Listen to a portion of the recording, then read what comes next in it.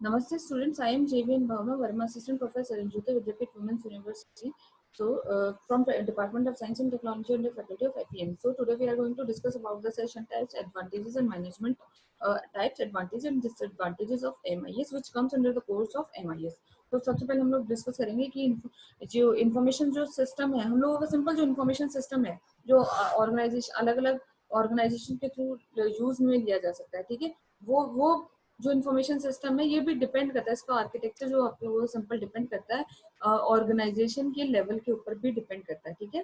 सो ये जो बेसिक जो हमारा डायग्राम है, बेसिकली हम लोगों का थ्री मेजर लेवल्स हम लोगों का शो कर रहा है, ठीक है, किसी ऑर्गेनाइजेशन के अंदर। तो इसके अंदर हम लोग क्या है कि हम बताते हैं कि मैनेजमेंट उस ऑर्गेनाइजेशन के अंदर किस तरह से हो सकता है, like operation management, technical management और स्ट्रेटेजिक मैनेजमेंट हो सकते हैं।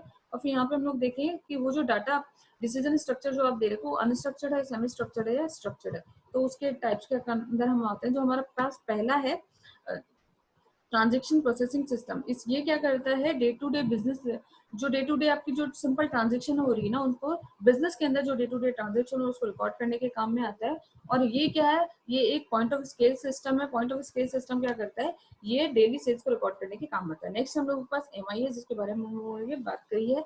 तो ये क्या है, ये टेक्टिक मैनेजर्स को गाइड करने के काम आता है ताकि वो सेमी स्ट्रक्चर डिसीजन दे पाए, ठीक है। तो और उसके सिवा यहाँ पे क्या होता है, ये जो मैनेजमेंट इंफॉर्मेशन सिस्टम है, ये कौन सा इनपुट लेता है, ये ट्रांजेक्शन प्रोसेसिंग सिस्टम जो आउटपुट देता है वो मैनेजमेंट इंफॉर्मेशन सिस्टम के लिए इनपुट का काम करता है। नेक्स्ट हम लोगों के पास डिसीजन सपोर्ट सिस्टम, तो ये क्या है, टॉप लेवल मैनेजर्स के थ्रू यूज किया जा सकता है, वही इसको यूज करते हैं और ताकि वो अपना सेमी स्ट्रक्चर डिसीजन को दे सके, ठीक है। अब यहाँ पे भी क्या है, जो आपका एमआईएस को जो आउटपुट होता है वो डिसीजन सपोर्ट सिस्टम के लिए इनपुट का काम करता है, ठीक है। फिर उसके बाद में हम लोगों को आता है कि डिसीजन सपोर्ट सिस्टम ऑल्सो ये क्या करता है, ये एक्सटर्नल जो रिसोर्सेज है उनसे भी अपना इनपुट ले सकता है, external resources like competition and market, current market forces, ठीक है। अब हम लोग देखते हैं कि हम लोगों के पास जो हम लोगों ने डाटा एंट्री जब हम कर रहे हैं या फिर इंफॉर्मेशन गैदर कर रहे हैं तो किस तरह से कर सकते हैं। आइदर या तो वो मैनुअल हो सकती है, मैनुअल इंफॉर्मेशन सिस्टम हो सकती है, या फिर कंप्यूटराइजेशन इंफॉर्मेशन सिस्टम होती है, जिसको आप लोगों ने सिंपल एमआई बोला है, ठीक है। तो यहाँ पे हम लोग देखते हैं कि इनके बीच में हम लोग डिफरेंसेस की बात करेंगे, या फिर इनके जब हम इन दोनों के बारे में बात करते हैं तो ये दोनों है क्या, इनके अलग अलग क्या एडवांटेजेस और डिसएडवांटेजेस है। तो हम लोग पहले बात करें मैनुअल इंफॉर्मेशन सिस्टम। तो ये क्या है, मैनुअल इंफॉर्मेशन सिस्टम, तो ये बेसिकली क्या करती है, कंप्यूटराइज्ड डिवाइसेस को यूज नहीं करती, ये सारा का सारा काम क्या है, लोगों के थ्रू मैनेज होता है। तो recording, storing and retrieving of data is done manually by the people who are responsible for the information system, ठीक है। तो इसके अंदर डाटा का स्टोरिंग, रिकॉर्डिंग और ये सारा का सारा काम मैनुअली होता है, ठीक है। और इसके अंदर और उन लोगों के थ्रू होता है जो रिस्पॉन्सिबल है उस इंफॉर्मेशन सिस्टम के अंदर, ठीक है ना। अब इसके लिए क्या कंपोनेंट्स हो सकते हैं, इसके लिए होते हैं वो लोग, है ना, जो रिसिप्टेंट इंफॉर्मेशन सिस्टम के रिसिप्टेंट है, जो उससे जुड़े हुए हैं। बिजनेस प्रोसीजर, ठीक है, बिजनेस प्रोसीजर मतलब वो सिंपल प्रोसीजर जिसकी मदद से हम लोग रूल्स डिफाइन करते हैं। किस चीज के लिए रूल्स डिफाइन करते हैं, डाटा की प्रोसेसिंग के लिए, डाटा की स्टोरिंग के लिए, डाटा को एनालाइज और डाटा से रिलेटेड इंफॉर्मेशन प्रोड्यूस करने के लिए, ठीक है। वो आपके simple business procedure. Second, next हम लोग के पास डाटा क्या है, वो डे टू डे ट्रांजेक्शन जो आप रिकॉर्ड कर रहे हो, है ना, वही आपका सिंपल क्या है, डाटा है ना, जो इन्फॉर्मेशन आपके पास simple day to day basis पे आ रही है। फाइलिंग सिस्टम, ये क्या है, एक ऑर्गेनाइज वे है ताकि जिसकी मदद से आप डाटा को स्टोर कर सको। सेकंड, नेक्स्ट आपके पास रिपोर्ट्स क्या है, वो रिपोर्ट्स क्या है, डाटा के बेसिस पे मैनुअली जनरेट करते हैं, ठीक है, the data from the filing system and compiling it, ठीक है। तो इसका मतलब क्या है, डाटा को फाइलिंग सिस्टम तक लाना, उसको वापस कंपाइल करना और फिर मिला के एक रिपोर्ट तैयार करना, ठीक है, वो होती है आपकी सिंपल रिपोर्ट। अभी सिंपल डायग्राम है कि मैनुअल इंफॉर्मेशन सिस्टम किस तरह से काम कर रहा है। ये लोग हैं, बिजनेस प्रोसेसर से गुजरे, कुछ डाटा हम लोगों को दिया, फिर फाइलिंग सिस्टम के अंदर आप आकर हुए और एक मैनुअली रिपोर्ट आप लोगों ने क्या है तैयार की। अब advantages and disadvantages of manual information system.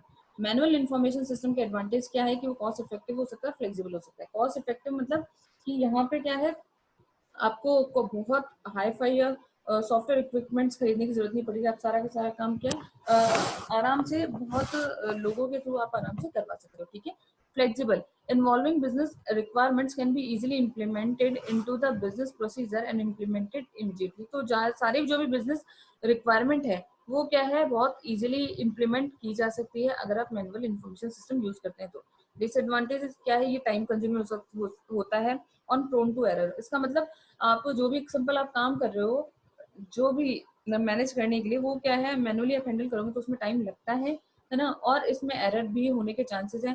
ये कभी कभी क्या है, इस यहाँ पे सिक्योरिटी हम लोगों की नहीं मिल पाती. जैसे आप कहीं आपने डाटा अपना छोड़ रखा है तो कोई डिजास्टर वगैरह कुछ अकर होता है, ठीक है, या फिर कोई अनऑथराइज लोग है जिन लोगों ने वो उस चीज को अगर यूज कर लेते हैं तो सिक्योरिटी इशू भी रहता है. नेक्स्ट हम लोग के पास duplication of data.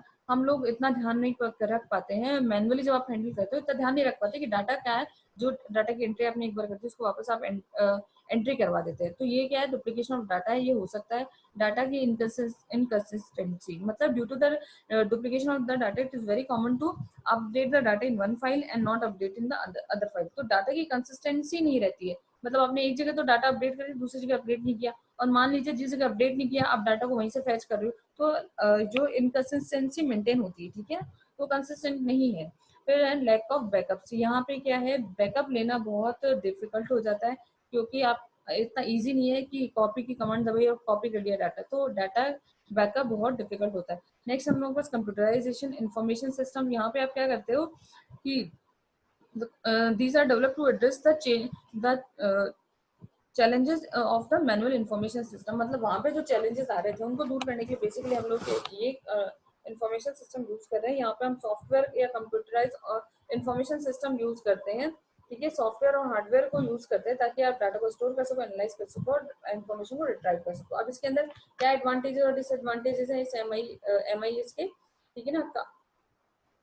Computer based MIS के क्या एडवांटेज डिसएडवांटेजेस. एडवांटेजेस तो बहुत सारे हैं. जैसे आप क्या कर सकते हो, डाटा की प्रोसेसिंग करना बहुत इजी होता है. आपने क्वेरी दी, फटाफट से उसके रिलेटेड आपके पास आउटपुट जनरेट हो गया. इन्फॉर्मेशन रिट्राइव करना बहुत आराम से इजीली हो जाता है. जैसे आप लोगों ने कुछ बोला, आपको कहीं से कोई इन्फॉर्मेशन चाहिए, आपने एंट्री करी और वो आपसे आपको इन्फॉर्मेशन देगी. डाटा की एक्यूरेसी बहुत इंप्रूव हो जाती है, ठीक है, बहुत फास्टली आप आराम से काम कर सकते हो, ठीक है. फिर सिक्योरिटी भी एक अच्छा कंसर्न है, क्योंकि यहाँ पे जो ऐसे डिजास्टर होते हैं उनसे मैनेज करना बहुत ठीक है. जैसे मैनुअली आप फाइल बना के रख दी तो फाइल कहीं खो गई या मिसप्लेस हो गई, तो उसके कंपेयर में सिक्योरिटी आपके पास एक अच्छा ऑप्शन है, ठीक है. लेकिन फिर डाटा रिड्यूस डाटा डुप्लीकेशन. तो जैसे हम लोग देखते हैं एक फाइल कहीं से दूसरी फाइल, एक फाइल से दूसरी फाइल जब हम लोग कॉपी करते हैं तो वो सेम फाइल आप कॉपी करते हो, डेस्टिनेशन लिखा हुआ जाता है कि इस तरह की फाइल आपके पास एग्जिस्ट करती है, तो डाटा तो उस फाइल को रिप्लेस करना है या फिर स्किप करना है. तो ये क्या है, डाटा डुप्लीकेशन को रोकते हैं. तो यहाँ पे क्या, डाटा डुप्लीकेशन भी नहीं होता है, ठीक है. आपके पास बैकअप सिस्टम अच्छे से आप मेंटेन कर सकते हो. जो भी आप काम कर रहे हो उसको आप कॉपी पेस्ट करके अलग से स्टोर कर सकते हो, या पूरी चीज का भी आप बैकअप अलग से रखना चाहो वो भी रख सकते हो. सॉफ्टवेयर की मदद से सब इजी हो जाता है. Easy access to information. अब वो इन्फॉर्मेशन को एक्सेस करना बहुत इजी है. आप कहीं से भी मोबाइल से, लैपटॉप से, कहीं से भी कभी भी बैठ के उस इन्फॉर्मेशन को एक्सेस कर सकते हो, ठीक है. फिर डिसएडवांटेजेस क्या है, it is expensive to set up and configure. तो मतलब इसके लिए जो आप सॉफ्टवेयर, बेसिकली आप हाई टेक सॉफ्टवेयर यूज करो तो वो खरीदना हम लोगों के पास बहुत, उनको मैनेज करना क्या है कभी कभी दिक्कत भरा हो जाता है. फिर हैवी रिलायंस ऑन टेक्नोलॉजी. अब सारा का सारा काम टेक्नोलॉजी बेसिस भी हो रहा है, ठीक है ना. तो मान लीजिए जब आपका सॉफ्टवेयर ही काम करना बंद कर गया तो बहुत दिक्कत हो सकती है आपको कि अब उस जो सॉफ्टवेयर अगर काम करना बंद कर गया तो आप किस तरह से काम करोगे, ठीक है ना. Risk of fraud. अब यहाँ पे बाकी डिजास्टर से तो उन लोगों को सिक्योरिटी इशू मिल जाता है, लेकिन फ्रॉड का रिस्क बहुत ज्यादा हो जाता है कि मान लीजिए अनऑथराइज पर्सन ने गलती से आपका कुछ आईडी पासवर्ड हैक हो गया, तो अनऑथराइज पर्सन क्या कर सकता है, तो उसको एक्सेस कर सकता है, ठीक है. तो ये थी आपको कुछ एडवांटेजेस डिसएडवांटेजेस किसकी, MIS की, ठीक है.